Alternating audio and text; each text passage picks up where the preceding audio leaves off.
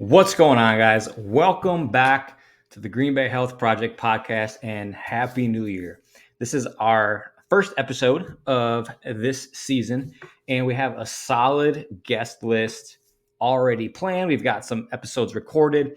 We're really looking forward to some of the changes that are coming to the pod. And really, we're just going to kick it off with talking about New Year's resolutions, motivation, sometimes why it's not enough, and maybe a couple of actionable tips that you can apply to make sure that you hit your goals. That's really our biggest objective we want for everyone we work with. You know, all of you, regardless of if you see us or not, we would just want people to hit their goals, live their best life. And today's episode is honestly going to be a game changer as we dive into the realm of the New Year's resolutions. So, these resolutions, are sometimes promises that we make to ourselves every year. Most people set out in the new year to hit some goal. Honestly, typically around fitness and health, but it can be, increasing your knowledge, learning a new piece of information, doing a certain, I don't even want to say the word. We're not going to say diet, but changing, health and wellness, lifestyles, and whatever it may be. What if I said that the way to conquer those goals might not be depending on your motivation, right? Oftentimes, people are like, I'm motivated. I feel motivated. It's a brand new year, new me. And a few weeks in, things fall out. So, over the next 20 or so minutes, basically, I want to unravel the truth about why motivation might not be, the best emotion to play off of, might not be once we once thought it was, and really explore a far and more robust and lasting approach. So if you know somebody that, if you listen to this and you're like, hey, I want to share this with that person, we'd appreciate it. So let's kick things off, and we're going to look a little closer at that concept of motivation. A lot of people tend to throw it around, and not think about what it actually means, right? Especially again around that New Year's Eve time frame. But the question we need to answer is, what exactly is motivation, and why do we as people tend to depend on it so much? And the way I look at motivation, right? The way I see it and kind of define it is, it's the spark that makes us want to take action. It's that surge of energy we feel when we set a goal. We're super excited about it. And we're like, yeah, I'm going to kick that thing's ass, right? Whether that's, again, hitting the gym, starting some new project, or finally maybe learning to play the guitar or the piano or the ukulele, some type of new task that you want to hit or learn, or new goal that you want to hit. And really, that's what motivation is. It's that internal flame that makes you feel like you want to do something, right?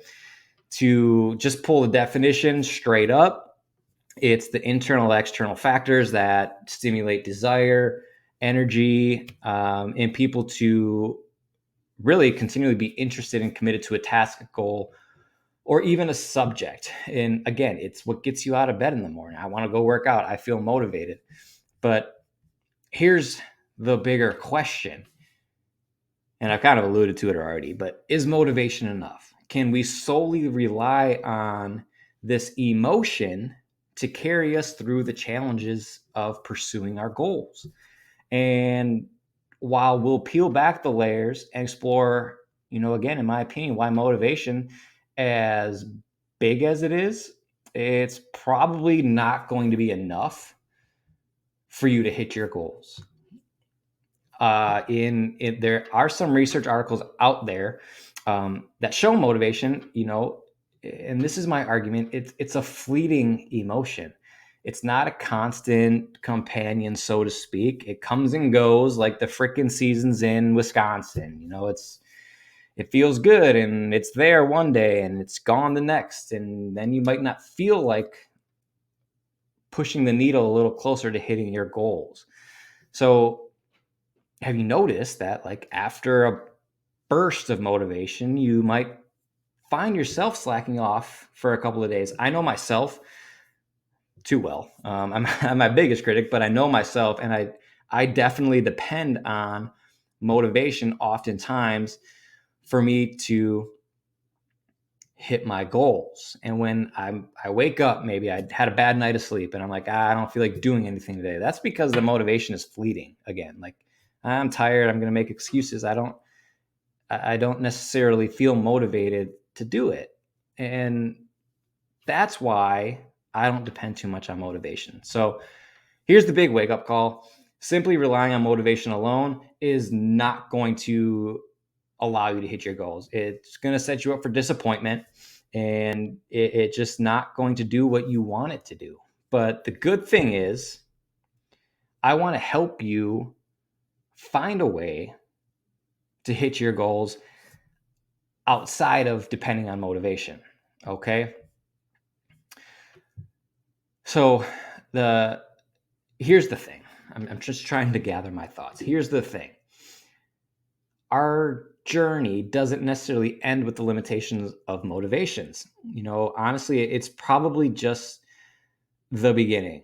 And I want to uncover some of the missing pieces, some of the pitfalls that happen when you depend on motivation, and then really highlight a couple of other aspects before we move on to what you could do. So let's dive into the nitty gritty, huh? The pitfalls of depending solely on motivation. Picture this. Let's paint this picture. You set a goal, you're riding high motivation, but then the inevitable crash happens. And what went wrong? Well, motivation, it shows up when things are exciting, but when things get tough, it might decide to take a nice little freaking coffee break, right? When things get hard, motivation does tend to go away. So, let's say on Monday, that Monday motivation, you're ready. For me, it's Sunday. I'm like, well, kind of.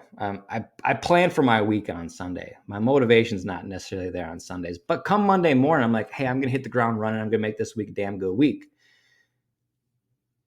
But inevitably, by midweek, Wednesday, I am pounding the coffee.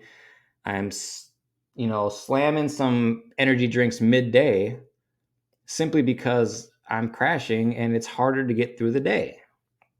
And that initial burst of energy I had to start the week, it's definitely dwindled and decreased. And the thing is, I need to come to accept that it's not just me, it's not just you. It's a pretty common challenge, and it's what's tough about depending on motivation again. So there's some researchers in the behavioral psych world that have identified what's come to be known as the motivational roller coaster. Again, you're on a high, feeling unstoppable, then you suddenly hit a low. It's not that your goals have changed. It's just that your emotional state has taken a little bit of a dip, and that energy surge isn't there anymore, or it's less. So again, relying on motivation alone isn't necessarily going to help you hit your goals. And I don't know, so many people come to us and they look for a quick fix. And I guess you can make that same analogy for motivation, right? It's that quick shot, that quick hit, that if you wanted to sustain it, it's probably not going to happen. And you're going to falter a little bit. And we need something else to pick us back up. And that's where what motivation is missing and what happens. So, as we've discussed, motivation, great quality to have. It's catching lightning in a bottle. It's exhilarating, but it's not sustainable. It's not sustainable. But what's the missing piece?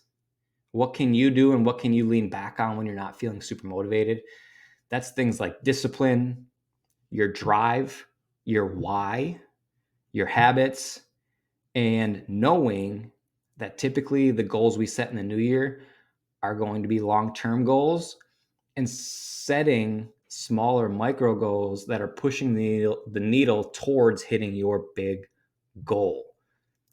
So let's talk a little bit about that. Discipline, is the steady hand that guides you when motivation takes that little break. It's committing to your goals even on those days when that initial excitement wears off. It's understanding that there are going to be pitfalls, that motivation's not always going to be there, but you can fall back on your internal drive, your internal discipline, again, to move that needle forward. That's why it's so important to have an internal why. Why are you working towards wanting to lift more or wanting to be more fit? Why are you feeling the drive to clean up your lifestyle or your habits or your nutrition, or you want to work towards that project? Why do you want to learn this new instrument? You need to know why. That's something I'm personally working on myself, is identifying that deeper why.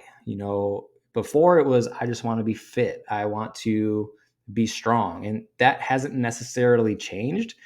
But I'm not old by any means, but none of us get younger, even though, we can feel younger. I'm at the point where I don't necessarily care about the weight that I'm pushing anymore. I care more about the functionality that my body can withstand. I want to be super functional. I've got a freaking 5-month old. I'm 36 years old. And when the kid is 15, I'm going to be in my 50s, and I want to be able to kick his ass in a sprint. So that's kind of where my drive is starting to come from. But I also know that my mental state is significantly better if I work out, or if I'm following a plan and not binging on sweets that I love to do. So it's super important to, one, lean in on discipline, but two, have that deeper why, because that will paint the picture as and keep pushing you forward to, one, be more disciplined, but two, keep reaching your goals when motivation's gone. Because I'm sorry, but motivation is fleeting and it will leave you. um it sucks, yes, but the other side of this is habits. Okay, so while, again, motivation might waver, if you build habits that are routine based, move us forward step by step, regardless of how we feel, we cannot, and I'm kind of preaching to myself right now, I'm kind of rambling, but I say we, I mean we cannot simply depend on how we feel. If we go off of feelings, shit, nothing's going to get done. I am proof of that. So we need to make sure that we're building a solid routine for ourselves. A book that I really love is Atomic Habits.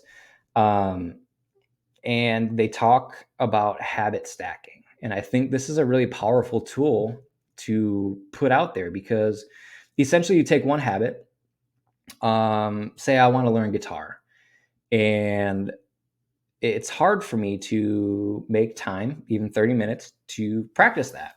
And so what can I do to make that better? Well, one of the tactics is, have whatever you're trying to do, whether it's a new instrument, read a book, have it within, I think it's 20 seconds. It takes you 20 seconds to get up and get. So it's right by you. You see it all the time.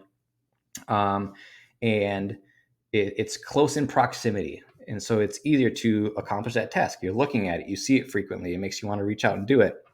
In terms of workouts, I know that, as bad as it may be, if I take pre-workout, I'm going to work out. It's just a habit stack of mine that happened organically, happened naturally. But once I take that, I'm going to work out, because one, I get super jittery. That beta alanine really kicks in and I'm tingly all over the place. And I'm like, how am I going to use this? And it's through a workout. But some other things that I've put out for habits are, um, if I I can't have sweets in the house. I know that if I'm going to have them, I eat them. But how can we stack that so we don't keep them? Instead, when I go for the sweet, if I have like a little protein bar or a healthy fat in that spot instead, I'm probably going to eat that just because it's there. But the more habits you can stack on one another, the better it's going to be, and the more you'll accomplish. And I truly recommend checking out that book if you haven't already, Atomic Habits. Um, it's super good and really, really helpful. Okay. So now I want to talk a little bit more about shifting to being driven. Okay. We want to shift the needle a little bit from depending so much on motivation to depending on the discipline, the habits, the whys, the long-term mindset, and really exploring what that would look like. Okay. So we've discussed all of those, how discipline, habits, mindset, why are kind of the backbone. But becoming driven is about really infusing your journey with your purpose and, again, your why. It's not just about driving yourself or pushing yourself harder. It really comes down to pulling yourself towards something meaningful, right? It's the difference between running on a treadmill and running towards a destination. I like thinking of that. First of all, running on a treadmill, great. But where are you going? What's the goal, right? So first on the list is purpose. Your purpose is the compass that guides your actions. It's the why behind your goals. When you have a clear sense of purpose, every step seems to become intentional and setbacks become stepping stones, not necessarily roadblocks. Another book that I would recommend is The Obstacle is the Way by Ryan Holiday. Actually, my word for the year is purpose, and it's simply for this reason. I need to get back to being me a little bit more, and really identifying a solid purpose for these reasons, right? So sometimes what helps is thinking about the stories of successful individuals. I was actually just watching a Hormozy video earlier today, and he talked about, for him, he wanted to make more money. And in order to make more money, there were people that were making more money than him. And he basically wanted to make more money. So in order for him to make more money, he had to learn, not copy, but study the people that were making more money, that were kind of pulling in what he wanted to, study what they were doing, and while making it his own, just following in their footsteps, right? So that's a really powerful thing to do. Who can you look up to? What are they doing? What do you like about them? And how can you emulate what they're doing while making it your own, right? So that might be fostering meaningful connections, creating positive impact, really unleashing your potential, and whatever it may be. Infuse it into your goals. Make it part of your goals, because when your goals align with your purpose, motivation transforms into unwavering determination. I'm going to say that again because that's pretty cool. I was pretty pumped when I came up with that. So when your goals align with your purpose, motivation transforms into unwavering determination. Okay. So we're going to go back to the why, because it's going to pull into your purpose. I talked about it a little bit. It's incredibly important to find. So it's that soul searching journey that really involves asking yourself tough questions. Why do you want to achieve your goals? What impact will it have on your life and the lives of others? Your why is honestly your anchor when challenges arise, and they're going to arise no matter what. Okay. So now I want to talk about the power of purpose and knowing your why. We've touched on the significance of purpose. We've talked about your why, but I really wanted to bring in or rope in Simon Sinek's book, Start With Why, because I feel like it really articulates the concept that people don't buy what you do, they buy why you do it, right? So the philosophy challenges us to start with our why. It's our core belief, or purpose, before moving to the hows and the whats. So it's really that game-changing perspective. Your why, as Simon talks about, it's not just a mission statement, which is important to know as well. It's the deep-rooted reason behind your actions.